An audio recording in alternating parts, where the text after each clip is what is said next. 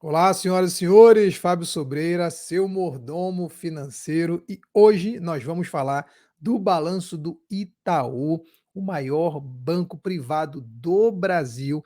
Nós temos aí um balanço mais uma vez forte, veio bons resultados, sempre deixando para trás ali o Bradesco e o Santander, que infelizmente não tem conseguido trazer resultados tão bons quanto já trouxeram antigamente. Agora, o Banco do Brasil e o Itaú têm sido os melhores bancos.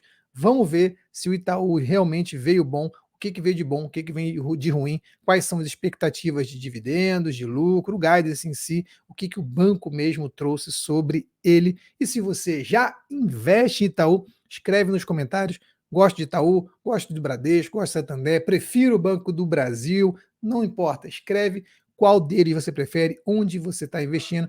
Vai ser um prazer conversar com você nos comentários. Se você ainda, por qualquer motivo, ainda não é seguidor deste maravilhoso canal chamado Seu Mordomo Financeiro, faça parte. Nós fazemos aí vídeos diários, eu e o Alexandre, falamos de fundo imobiliário, de dividendo, de ações, de análise técnica, falamos de vários e vários assuntos para poder ajudar vocês a investirem seus dinheiros cada vez melhor, senhoras e senhores, para que vocês enriqueçam cada vez mais. Não esqueça também de seguir lá nas redes sociais, no Instagram, Sobreira.fábio. Estamos com quase 10 mil seguidores que também coletam nossos conteúdos diários para poder aprender mais e mais. E também na nossa comunidade do Mordomo no WhatsApp, onde você pode com certeza integrar-se mais, aprender mais, fazer pedidos para a gente e a gente vai sempre atendendo os pedidos que a galera faz também na comunidade do Mordomo. Vamos ao assunto. Itaú deixa Bradesco e Santander para trás mais uma vez. Lucro atinge 8,74 no segundo trimestre de 2023 e supera projeções. Bem, na corrida de balanço, o Itaú Unibanco parece correr na raia separada dos rivais. Quer dizer, esses dois aqui, pelo menos os privados, né? Enquanto o Bradesco e Santander sofreram com resultados menores, o lucro líquido do maior banco privado brasileiro aumentou 13,9% no segundo trimestre de 2023 e alcançou 8,742 bilhões. O resultado ficou acima das projeções do mercado, a média das estimativas apontava para um lucro de 8,62, veio um pouquinho maior. Além do lucro bem maior, a rentabilidade sobre o patrimônio líquido ROAE do Itaú superou de longe dos concorrentes, atingiu 20,9% entre abril e junho deste ano, que é o segundo trimestre. Nossos resultados do segundo trimestre refletem os avanços da agenda de transformação do banco e a consistência da nossa capacidade de entregar resultados sólidos e sustentáveis ao longo do tempo, afirmou o presidente do Banco Itaú, Milton Malurri Filho. Veja a seguir como ficou o resultado dos três maiores bancos privados no segundo trimestre. Vocês veem aqui, ó, Itaú 8,742, quase o dobro do Bradesco, pessoal. Isso aqui é muita coisa. O Bradesco ainda estava sofrendo bastante com a provisão de crédito de liquidação duvidosa, crédito ruim no final das contas. Santander também, ó, aí se for comparar quase o quádruplo do Santander, é muita coisa, muita diferença. E aí também em torno de retorno, vejam, 20,9, praticamente aí perto do dobro também dos dois, enquanto esse aqui cresceu um pouquinho, o do Santander e do Bradesco diminuíram, pessoal, 7 pontos percentuais para baixo aqui, 9,6 pontos percentuais para baixo aqui. Um negócio absurdo. O lucro também caiu 35, caiu 44. Não tá fácil a vida dos outros bancões aí que não sejam o Banco do Brasil e o Itaú. Vejam, resultado aqui, ó. Agora eu vou botar aqui um pouquinho maior.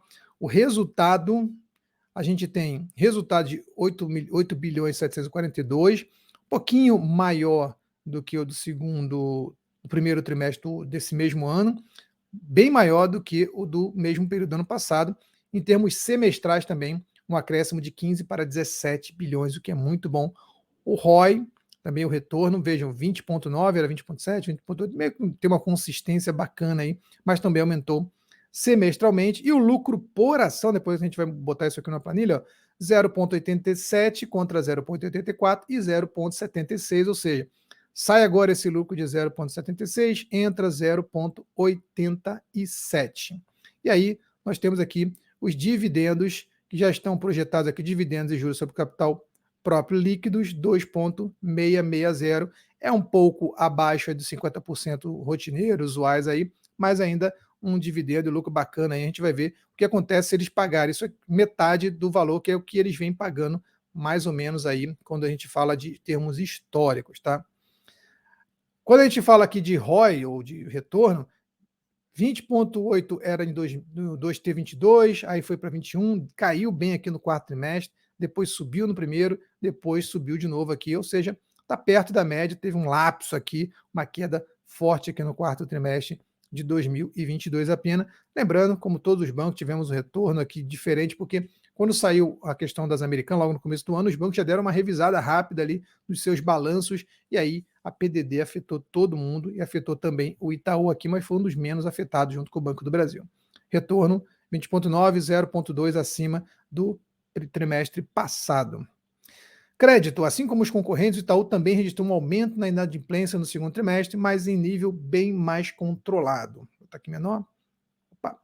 O índice de atraso acima de 90 dias na carteira do banco encerrou junho com 0,3%.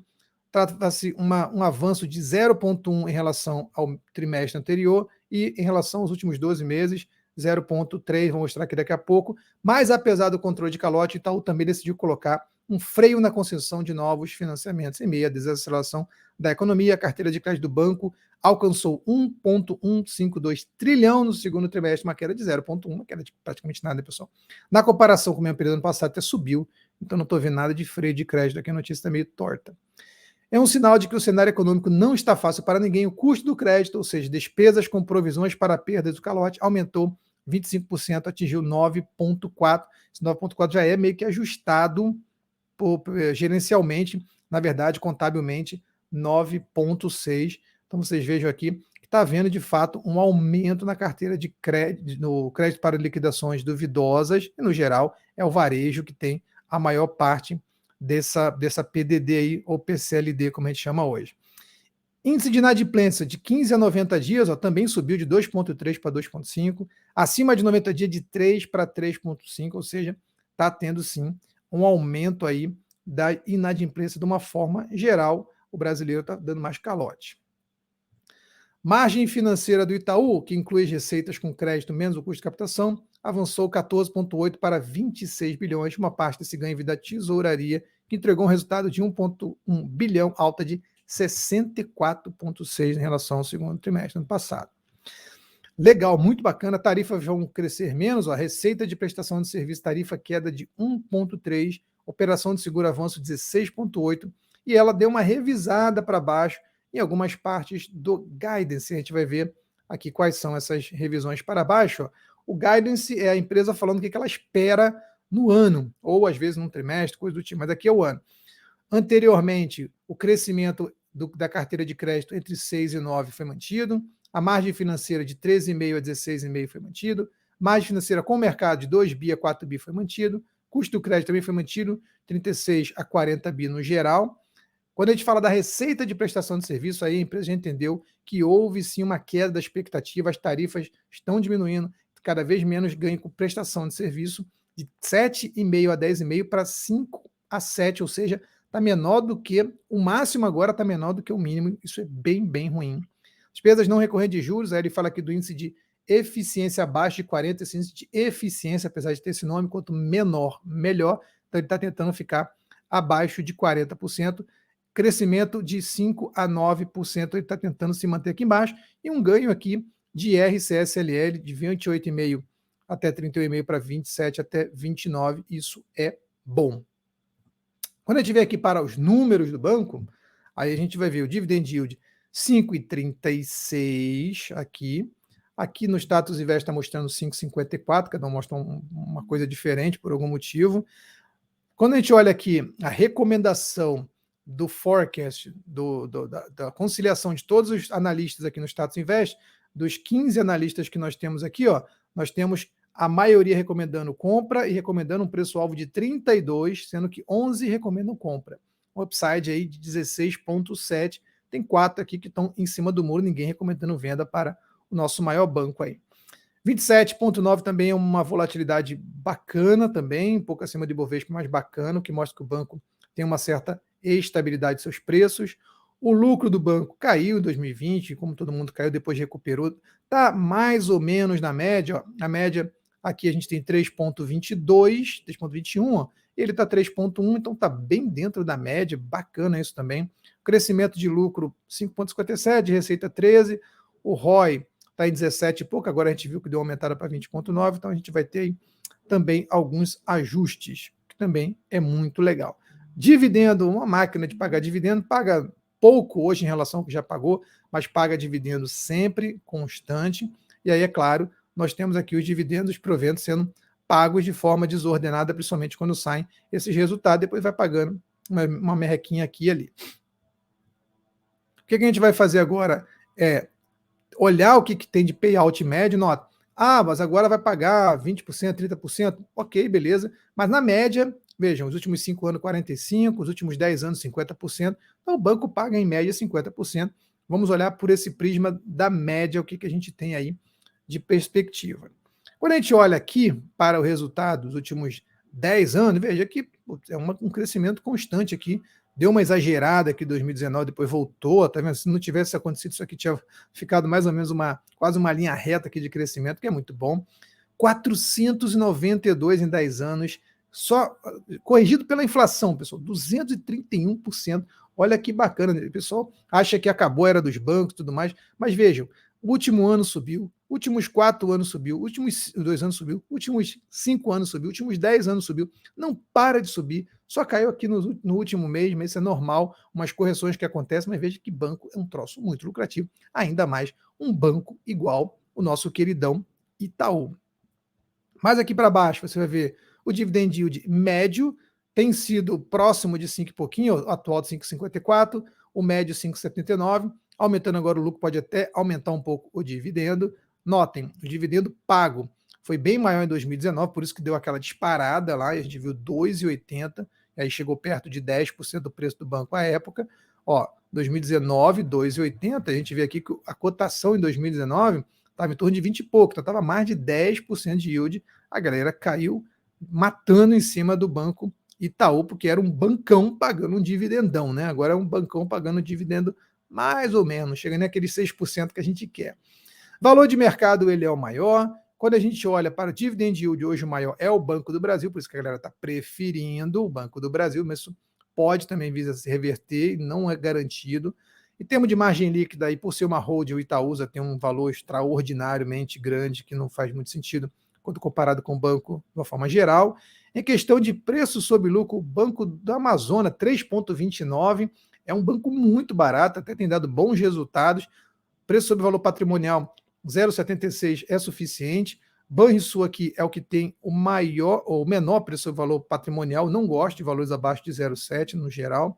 Eu acho que distorce um pouco a realidade. O Banco da Amazônia também é o maior ROI de uma forma geral. Então, realmente, o Banco da Amazônia é um banco que dá para olhar como uma empresa pequenininha. Ó. Se você for olhar 3,92, não é nem tão pequenininho, mas small cap, não é nem um micro cap, né?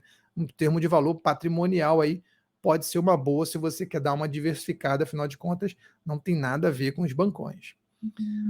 Volatilidade, veja que ganhou bem mais aqui, o retorno, na verdade, né? O retorno dele, 492 contra 1,43 do índice Ibovespa. Muito, muito, muito superior, não preciso nem falar. Quando a gente olha aqui a questão do preço do lucro, veja, o lucro da empresa que é o verde subiu, subiu, subiu, subiu, subiu, o pessoal demorou para acreditar, 2016 começou a acreditar, aí deu aquele exagero de preço, 2018, 2019, quando o lucro já estava dando sinais de subida há muito tempo, aí a galera viu que exagerou, aí veio a pandemia, o lucro caiu, aí a galera foi lá e derrubou o preço lá para baixo, agora o lucro voltou a subir, o preço também voltou a subir, como eu já disse algumas vezes, preço segue o lucro, boas empresas no longo prazo vão dar lucro e esses lucros vão se repetir numa maior cotação ou numa maior distribuição de dividendo, depende do que a empresa quer fazer. Se ela não distribui, se ela reinveste, se ela cresce, a cotação aumenta. Se ela distribui dividendos, você coloca esse dinheiro no bolso e aí vive sua vida com esses dividendos, reinveste, faz o que você quiser. Muito bacana. O que vai acontecer no final das contas? A cotação agora está 27,66. A gente tem um lucro por ação atual do banco de 3,10. Se você olhar aqui no status invest, você vai ver aqui, ó, 3,10 de lucro por ação, ó, tá vendo? O atual, que a gente já falou. Esse de 3,10, tirando o 0,76, que é o lucro anterior, do 2T22 e agora colocando 2T23, vai aumentar o lucro anual em 3,21. O preço sobre lucro, que era 8,9, vai cair, né, para 8,6, o que é bom. O poder de lucro, que é o poder de pagar dividendo, então, que é a conta ao contrário, lucro sobre preço, vai aumentar de 11,21 para 11,61. O que é o poder de lucro? A capacidade que a empresa tem de pagar dividendos. Se ela voltar a pagar 50% de dividendo, que é a média que ela pagou nos últimos 10 anos, não atual, mas nos últimos 10 anos, ela vai pagar ali entre 5,60 agora para 5,80 mais ou menos de lucro, de dividendos sobre seus lucros. Só esse agora, se ele distribui 50%, daria uns 57, como a gente viu que vai ser menos, não vai ser tudo isso aqui nesse primeiro momento, mas se ela voltar para a média, pode ser, ela ainda vai distribuir alguma coisa ao longo do tempo. Notem, vem caindo nos últimos 3, 4 dias aí, ontem caiu mais um pouquinho, o que dá para você uma chance, se você ficou posicionado, eu acredito que, como veio um pouco acima do mercado, a tendência é que o banco hoje suba. Se você comprou o banco antes do resultado, bacana, você vai ter aí provavelmente um ganho hoje, porque você acreditou antes de ver. A fé é a prova daquilo que não se vê. Você esperou para ver, você já perdeu. E aí, veja, a média aqui de 200 está mais ou menos lateralizada, as médias também estão mais apontando para baixo, agora as médias mais curtas. No curto prazo, não está sendo uma vantagem, chegou a estar aqui quase R$ 30, agora 27,66, não está sendo uma vantagem comprar Itaú, mas vamos ver com esse balanço o que vai acontecer. Eu gostei bastante do balanço, gosto do banco, com certeza, é um bancão muito bem administrado também. Se você curtiu esse conteúdo, não esquece, dá uma curtida, dá um like, compartilha, diz se você está investindo em Itaú, já se inscreve no canal, marca o sininho e até o nosso próximo vídeo.